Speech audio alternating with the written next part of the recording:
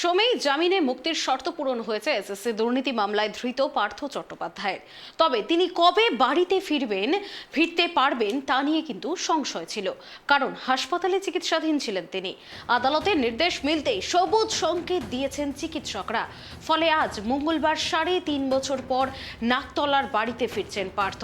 তাকে স্বাগত হাসপাতাল চত্বরে ব্যানার পোস্টার হাতে অনুগামীদের ভিড়। কিছু সময়ের মধ্যেই ভিড় একেবারে উপচে পড়ে। পরিস্থিতি এমন দাঁড়ায় যে পুলিশের সঙ্গে ধস্তাধস্তিও শুরু হয়ে যায়। তারই মধ্যে উঠতে থাকে স্লোগান। সূত্রের খবর, হাসপাতাল থেকে সরাসরি নাকতলার বাড়িতে ফিরলেন পার্থ চট্টোপাধ্যায়।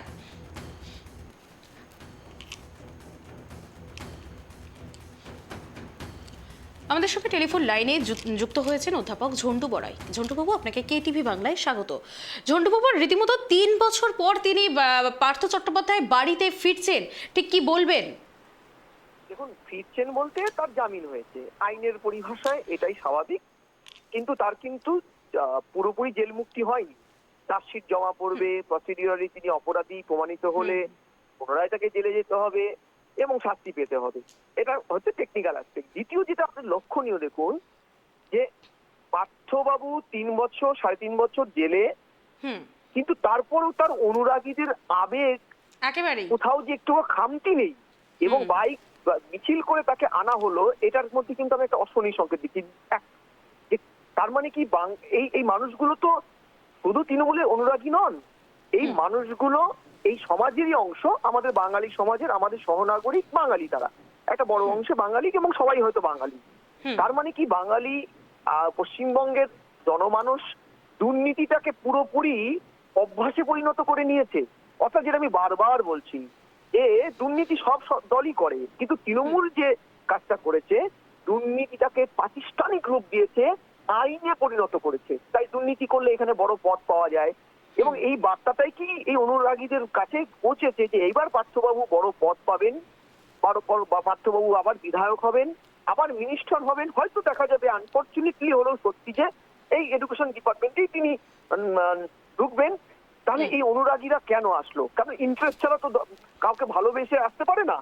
কারণ 3.5 বছরে ভালোবাসার ভাটা পড়তেই পারে, কিন্তু ইন্টারেস্ট না থাকলে এই মৌতাতের মতন তারা জেল মুক্তির পরে তার পাশে ছুটেছে, এইটা কিন্তু সিগনিফিকেন্ট। দ্বিতীয় আরেকটা অ্যাসপেক্ট, 5-6 মাস আগে এই বেহালার বিভিন্ন ওয়ার্ডগুলোতে পার্থ ঘনিষ্ঠদের দল বিভিন্ন পদে ফিরিয়ে আনছিল, ওয়ার্ড পদে, বুথের বড় পদে।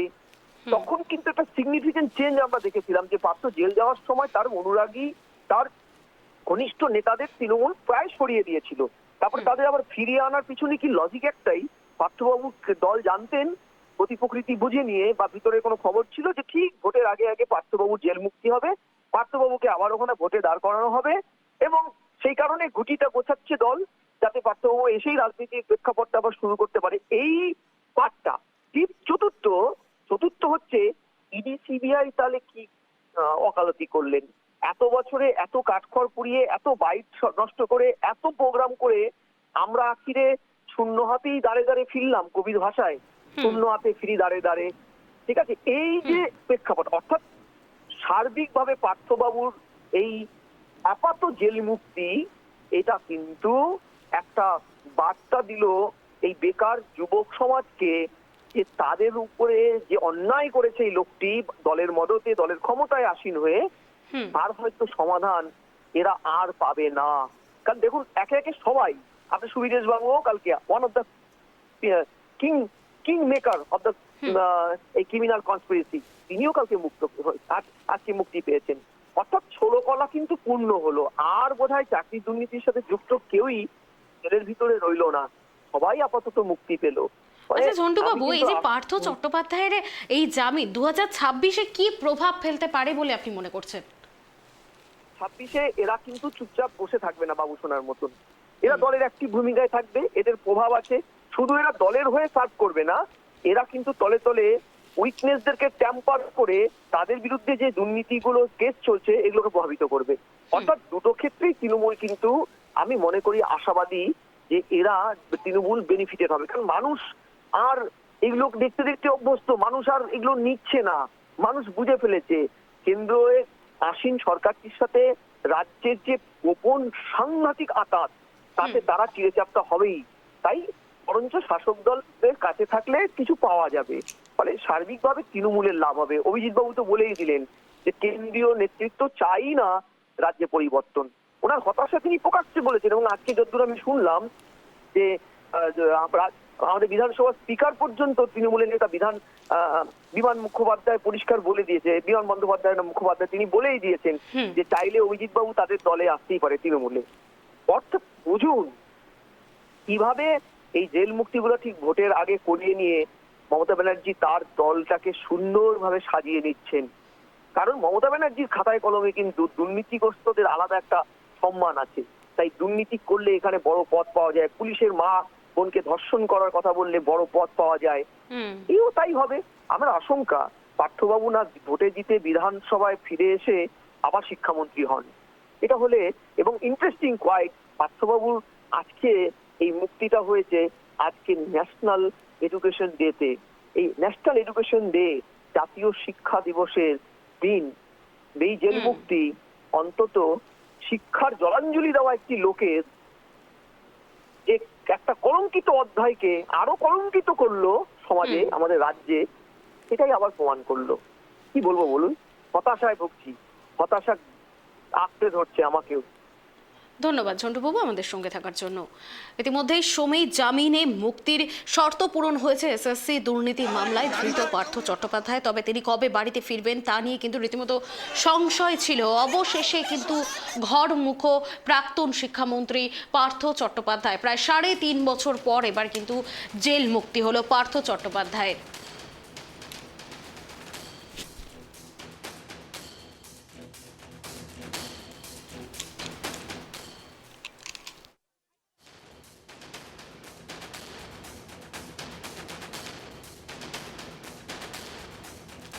সময় জামিনে মুক্তির শর্ত পূরণ হয়েছে এসএসসি দুর্নীতি মামলায় ধৃত পার্থ চট্টোপাধ্যায়। তবে তিনি কবে বাড়িতে ফিরবেন তা নিয়ে সংশয় ছিল, কারণ হাসপাতালে চিকিৎসাধীন ছিলেন তিনি। আদালতের নির্দেশ মিলতেই সবুজ সংকেত দিয়েছেন চিকিৎসকরা। ফলে আজ মঙ্গলবার 3.5 বছর পর নাকতলার বাড়িতে ফিরছেন পার্থ।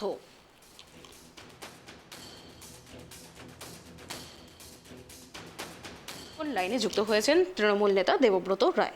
আচ্ছা দেবব্রত বাবু, এই যে 3.5 বছর পর জেল মুক্তি, আজ 3 বছর পর রীতিমতো নাকতলার বাড়িতে ফিরলেন সে প্রাক্তন শিক্ষামন্ত্রী পার্থ চট্টোপাধ্যায়, ঠিক কি বলবেন? দেখুন 3.5 বছর মানে 1000 থেকে 1200 দিন মতো উনি জেলে ছিলেন, ঠিক আছে। তাতেও ওনার মানে দোষ তো প্রমাণ করতে পারা যায়নি। যারা ওনাকে অ্যারেস্ট করেছিল তারপর সে জামিন পেয়ে গেছেন, ঠিক আছে। এখন একজন অভিযুক্ত হওয়া মানেই সে দোষী সাব্যস্ত নয়, তার জন্য আদালত কিছু প্রমাণ চাই, কিছু লজিক চাই। সেই লজিক যারা তাকে অ্যারেস্ট করেছিল তারা সেই উত্তরগুলো দিতে পারবে।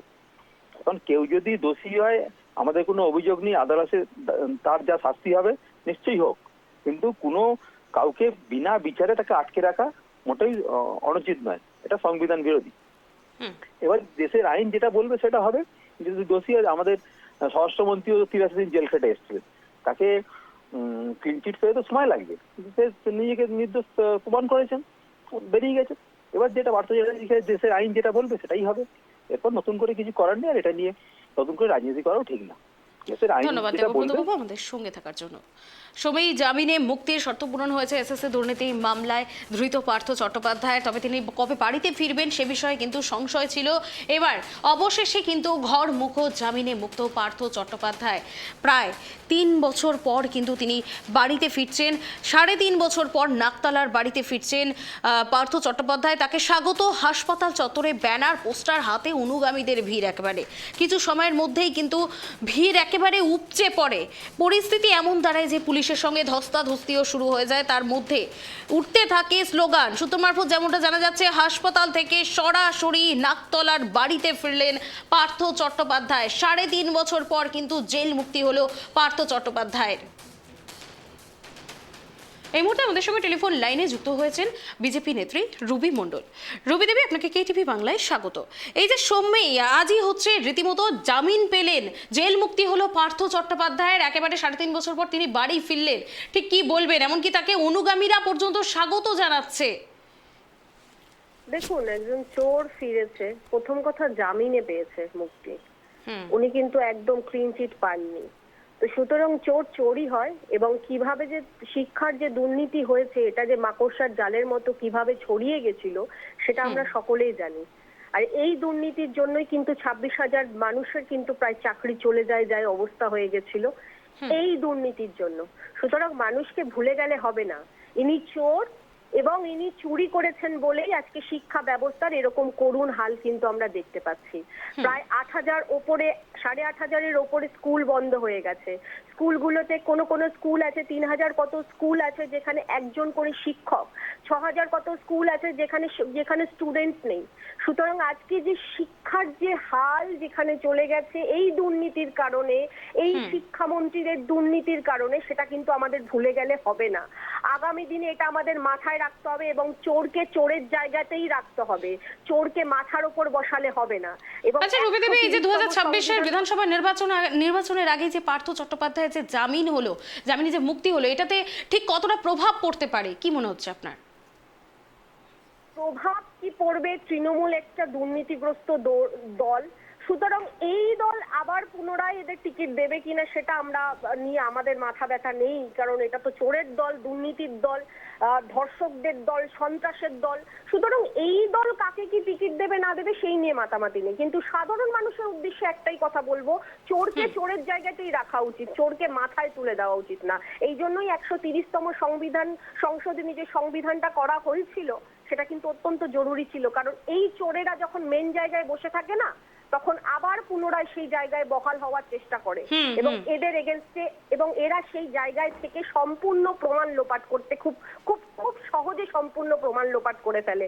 তাই জন্য খুব দরকার ছিল, এরাও তো সেটারও বিরোধিতা করেছে যাতে এই চোরগুলো পুনরায় আবার বহাল হয়ে যায়, আবার কোনো বিধায়ক রূপে আমরা দেখবো, হয়তো আবার কোনো পার্টির কোনো জায়গায় দেখবো। এটা অত্যন্ত লজ্জার, বিশ্বাস করুন, পশ্চিমবঙ্গ সরকারের লজ্জার, মাননীয় মুখ্যমন্ত্রীর লজ্জার যে তার রাজ্যের শিক্ষার এরকম করাপ্টেড একজন নেতা, তিনি যখন ধরা পড়ার পরও আবার তাকে পুনরায় স্লোগান দিয়ে আনা হচ্ছে এবং জয় বাংলা স্লোগানও শোনা গেছে। তার মানে তৃণমূলের লোকেরাই তাকে সংবর্ধনা জানিয়েছে, এটা পরিষ্কার।